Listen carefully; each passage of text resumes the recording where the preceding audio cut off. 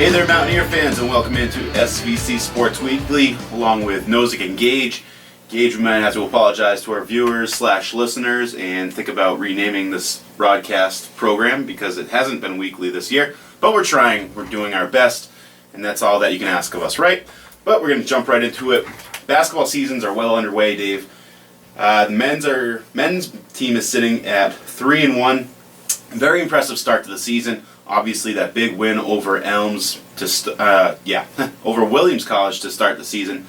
Elms College, first NECC matchup, takes place Tuesday night.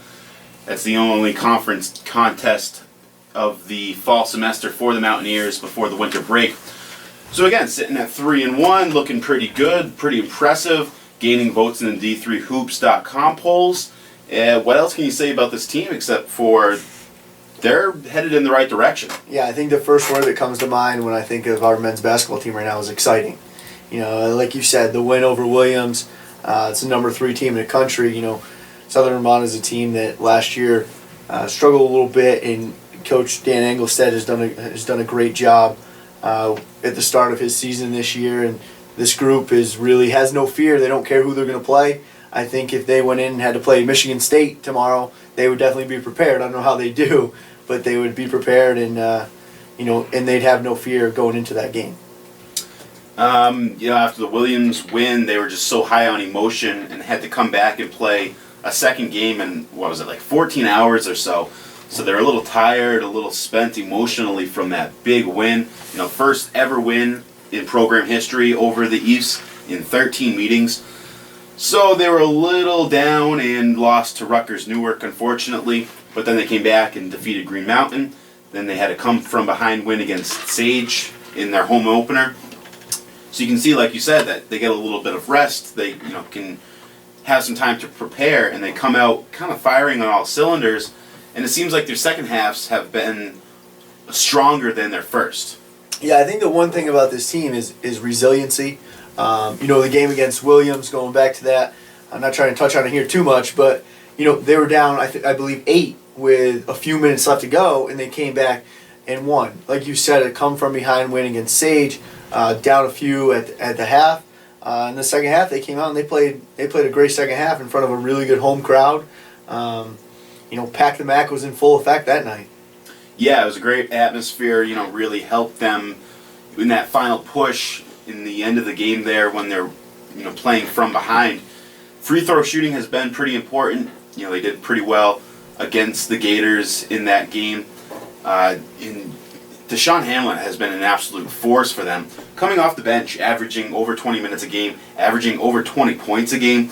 And you saw it against Sage that they put him underneath, and he was almost unstoppable. It's like Sage had no answer for him, and they would, the Mountaineers would pass the ball around the perimeter until they could get that outlet into Hamlet, and then he took care of the rest. Yeah, he's been dominant all for the first couple weeks of the season here, and sort of expect to see the same thing as the year progresses, I'm sure. And I know he's someone that's going to be on everyone's scouting report going into every game from here on out. And it's nice that Coach Engelstead has that flexibility of a deep bench. In that game against Sage, they ran into some pretty early foul trouble, especially amongst their starters. So it's great to see that, Deshaun and the others can come off the bench and just fill in that role and act almost as a starter without having that notation next to their name. Yeah, you're exactly right. I think at times the guys 6 through 10 or the 5 guys off the bench could probably compete with the starters on any given night. I think that is the one thing that Coach Engelstead has the luxury of, is his team is very deep, and there's a lot of depth of talent, not just deep players numbers-wise, but the talent of anybody can go at any given night, and he's going to ride who's hot on that given night, and he's got a lot of opportunities to see who that might be. So a big week for the Mountaineers coming up. As we mentioned, they open up New England Collegiate Conference play Tuesday night at Elms College. Elms is the defending NECC champions. They're going to be coming into this game with a 1-4 record. And of course, as we've mentioned on this program, what do records really mean? Their one win has been against Keene State. They've lost to Springfield, Wesleyan from Connecticut. So they've lost to some pretty quality programs here. And again, you can't look at the record and say, well, they're not very good, we should be able to roll over them. they're the defending champions. You have to give them some sort of respect here. Elms is a school that every single year has been in the mix, either in the championship game or, winning the championship. I think even one year they were down a little bit and ended up winning 3 games and ended up winning the conference championship. So definitely a quality team. I believe it's a first-year head coach, and it's just going to be one of those things. You got to go in, got to be prepared, and hopefully, we come out on the victorious side. Yeah, it's kind of nice that the Mountaineers haven't played since that Sage game, so that gives them over a week off now to rest. Hopefully didn't stock up on Thanksgiving dinner too much and, kept their shape, hit the gym a couple times during that break. So they had, the month of preseason and then those first 2 weeks. Then they get a little bit of a break before this conference match, which is a little unusual where in, previous years, conference teams never played one another until after the break. And they have this one random game. We're going to talk about the women's side in a minute here. The women have 3 games before the break. Yeah. The men only have the 1. So, come New Year's, they're going to be either in the top half of the conference or the bottom half of the conference based on record alone. What does that really dictate?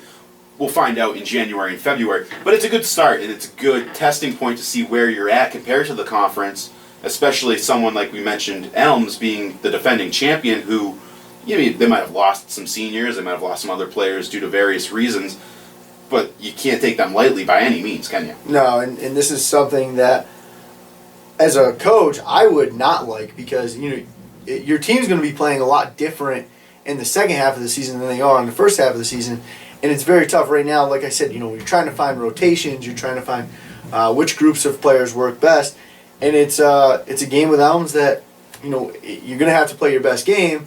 And now maybe, talking down the road a little bit, but in playoffs, this could be a completely different team, and you're playing completely different. So it's one of those, it's a strange game to play before the break, but hey, it's what the conference gives, and you got to take care of business when a team's on your schedule. So again, that's at Elms College, Tuesday night, 8 o'clock p.m. tip-off. You can find the link for live stats on the svcathletics.com schedule page under the men's basketball link. And then they turn to the Tri-State Shootout this weekend, the annual tournament that consists of ourselves, Mass College of Liberal Arts, RPI, that is Rensselaer Polytechnic Institute, and St. Joe's of Vermont, who the Mountaineers play Friday night at 8. This tournament is being hosted by Mass College of Liberal Arts down in North Adams, Mass. So if you're in the area, feel free to stop by. Once again, that's 8 o'clock on Friday that the Mountaineers take on St. Joe's. And Dave, you look at these teams in this field, and is there any reason that Mountaineer fans shouldn't be confident that they take home this trophy, if not at least play in that championship game on Saturday? Yeah, I think, you got 3 quality teams without a doubt, plus ourselves. But going into it, as far as on paper and the way that we've played so far, I'd have to say that we're the favorites. And the fact that after this weekend we'll have played 4 of our games at MCLA, it's starting to become a little home court advantage or something over there. Yeah, exactly. Just put a nail in the head. That Williams tip-off tournament got moved to MCLA to start the season. So they're comfortable with the gym. They're comfortable with the, they know that there's that big banister thing in the middle of the gym. So don't go chucking half-court or full-court passes and inbounds plays. No knock to Williams there. But familiar with the gym, the locker rooms, everything. It's a pretty short drive, so they'll be able to sleep comfortably in their beds each night and go down there and hopefully come away with a couple of wins. As you mentioned, there's no reason really for us to not be the favorites. Hey, we're receiving D3Hoops.com votes. Fact, not opinion. So good luck to the Mountaineers both Tuesday night and this weekend at the Tri-State Shootout. Let's flip over to the women's side now. The women have had a pretty tough going in the early part of the season here, but that's because they're facing some really quality competition here. You saw them in their home opener last Monday against New England College, and New England's a very good team. They had one player who put up 30 points. So that, new season, it's early on, you have a lot of new players, still pretty much a young team. You look at the roster and it's consistent of a lot of freshmen and sophomores. So going up against a team like New England, that might have been a little too much fire for them to handle here at the beginning of the season. But they had good win against Green Mountain College. Kind of started getting things going and seeing that, hey, if we play like a team, we can come away with these W's. Yeah, you're exactly right. It's been a tough little go here at the beginning. I know they opened up their season against some quality opponents: Curry College, St. John Fisher, definitely a very good team. Sage, another team that's pretty good. And a Green Mountain, which I think is probably on a similar level to probably a lot of conference opponents, and we played really well that game. New England College is another pretty good team. I know that they've beat a couple teams in our conference. The tough thing is it doesn't get any easier when it goes to the conference schedule this week. Elms is a team who's been in the conference championship the last couple of years. Regis on Saturday, they've won the conference last year, and I don't know that they've lost a regular season conference game in 2 years and being in the conference. So it's definitely going to be tough, but I believe they're going to be prepared because of that tough non-conference schedule so far. Yeah, Dave mentioned a couple of the games this week for the Mountaineers. As we alluded to earlier, they have a full week of conference play here, so this is a really important week for the Mountaineers on the women's side. They're at Elms for a 6 p.m. matchup on Tuesday, at Daniel Webster for a 7 p.m. tip on Thursday, and then home against Regis College on Saturday at 1 p.m. We hope to see you here in the Mountaineer Athletic Center. So looking at the conference standings as they sit going into this week, nobody is above 500 in overall record. Yeah. So you look at the quality opponent and maybe push that to the side, you're thinking, this is a conference for the taking. If you play well enough, you can get yourself into the postseason, and once you're there, anything can happen. So Elms does sit at the top of the conference, as does Regis and Daniel Webster. So opening up before the winter break against 3 of these pretty quality opponents who were predicted by the coaches in the preseason poll to finish pretty well amongst the league opponents. And you think they're definitely going to have their hands full. Yeah, but again, like you said, it's a conference that can be won. The thing is, you got to play well. You got to play well every night, because I think everybody in the conference 1 through 10 is very similar. I don't think that there's a team in the conference, even though, like I said, Regis has played really well the past couple of years. I don't think there's a team in this conference that you're like, there's no chance that we can beat them. So, as you said, we're going into some pretty tough games, but if we play well, then hey, we got a chance to get a couple quality wins before the break and put ourselves in a good position before winter break. And, a couple players that might have had some rough or slow starts to the season, in that first tournament there at Curry to open things up. Since then, they've kind of come into their own, and they've started to figure out their specific roles amongst the team. Players like Javacia White, who just missed out on a double-double in that loss against New England College. She's starting to really hit the boards. Sarah McDonald is doing very well grabbing rebounds for the Mountaineers. So when you get those two, along with Kayla McKenzie, blocking machine, also grabbing boards. And then the backcourt is starting to figure out their own. Amber Flagg is really getting comfortable taking on that leadership role and running that offense.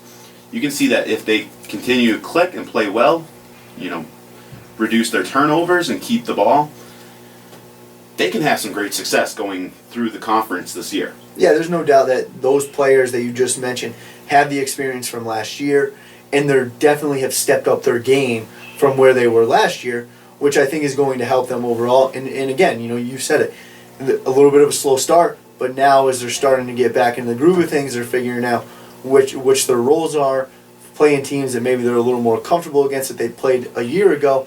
Their numbers are starting to show that, and I think you're only going to continue to see that as they head into NECC play this week.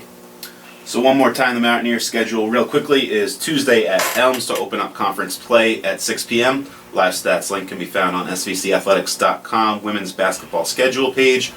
Thursday they're at Daniel Webster College for a 7 p.m. game, and then Saturday at home they welcome Regis College for a 1 p.m. tip. We hope to see you there.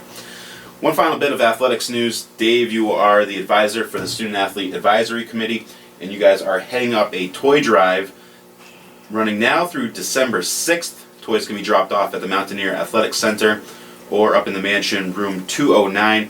Any new toys or unused toys that are still in good working condition will be collected. The idea here is to fill an athletics van and drop that off somewhere that it can be directed towards different groups or whatever that really need the toys and could use the toys for children that might not have anything under the tree this year. Yeah, I think this is a great thing that our athletes are the ones who came up with this idea, and they want to help the people in the community or just out there, across the country, that little kids that might need toys because of some certain reason. But I think it's great that our athletes are going to step up here and try to help this cause out. And like you said, hopefully we can fill the van. Yeah, absolutely. And if you're willing to help out once again or can help out, if anything small to big can be dropped off at the Mountaineer Athletic Center or in the Mansion Room 209 up at the top of the campus. And if you're not in the area, just contact somebody and I'm sure we'll make things happen. And we appreciate everyone's donations, as we know that they will start to flood in over the next couple weeks. We thank you for joining us here on SVC Sports Weekly. We hope to catch you next week to discuss all of Mountaineer men's and women's basketball action. And as always, go Mountaineers!